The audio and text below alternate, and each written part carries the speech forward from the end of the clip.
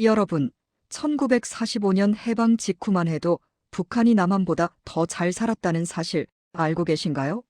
당시 북한은 일제강점기에 건설된 중화공업시설이 밀집해 있어 경제적 잠재력이 훨씬 높았습니다. 그런데 지금은 어떻습니까?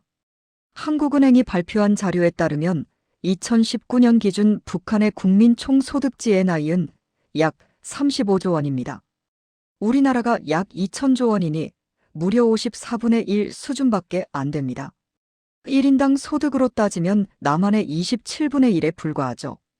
심지어 2010년대 후반부터는 계속 마이너스 성장을 기록하고 있습니다.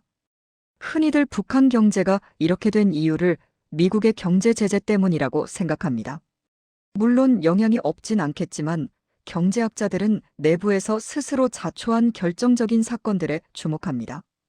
오늘은 북한 경제를 회생 불가능한 상태로 빠뜨린 두 가지 치명적인 실책에 대해 깊이 파헤쳐 보겠습니다. 첫 번째 결정적 이유는 바로 2009년에 단행된 화폐개혁입니다. 경제학자들은 이 사건을 북한 경제가 망가진 가장 직접적이고 치명적인 원인으로 꼽습니다. 2009년 11월 30일 북한 당국은 기습적으로 화폐개혁을 발표합니다.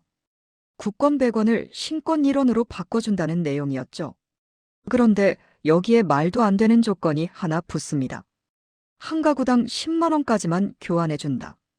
당시 암시장 환율로 10만 원은 고작 60달러 정도였습니다.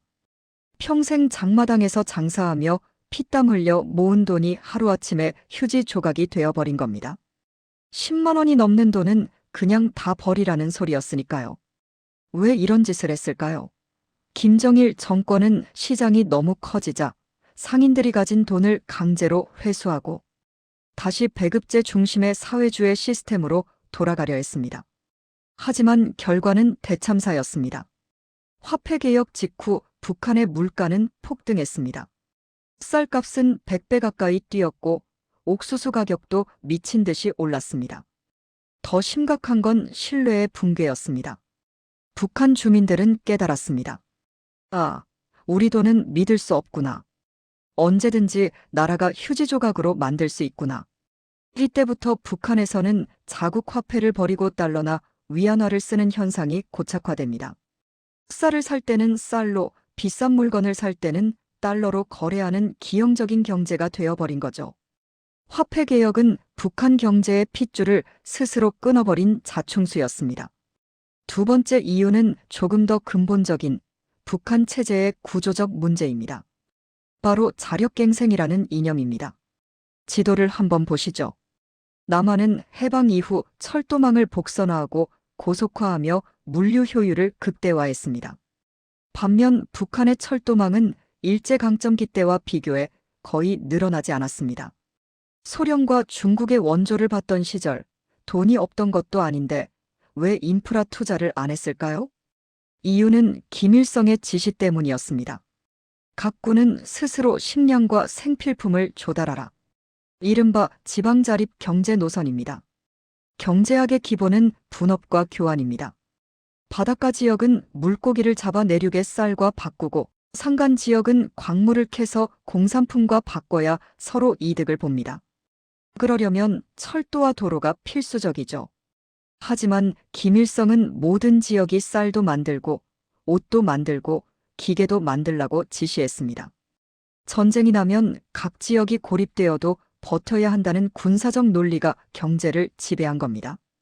결국 지역 간 교류가 끊기니 물류망을 확충할 필요가 없어졌고 비효율은 극에 달했습니다. 바닷가 마을에서도 억지로 농사를 짓고 산골에서도 억지로 공장을 돌리는 비효율이 수십 년간 누적된 겁니다. 이것이 바로 북한 경제가 구조적으로 성장할 수 없게 된 만성질환의 원인입니다.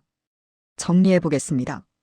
북한 경제는 2009년 화폐개혁으로 시장에 대한 신뢰를 잃었고 자력갱생이라는 폐쇄적 정책으로 효율성을 잃었습니다. 시장 경제에서는 가격이 수요와 공급을 조절하고 자원을 배분합니다. 하지만 북한 같은 명령 경제에서는 지도자 한 사람의 판단이 자원 배분을 결정합니다. 그 지도자가 오판을 하거나 비합리적인 결정을 내릴 때 국가 전체가 어떤 나락으로 떨어지는지를 북한은 아주 잘 보여주고 있습니다. 규제로 떡칠하지 말고 시장 기능이 잘 작동하게 하라.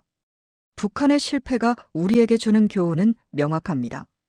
정부가 시장을 통제하려 하기보다 시장이 스스로 효율을 찾도록 돕는 것이 번영의 지름길이라는 사실입니다. 오늘 이야기는 여기까지입니다. 영상이 마음에 드셨다면 구독, 좋아요 부탁드립니다. 시청해주셔서 감사합니다.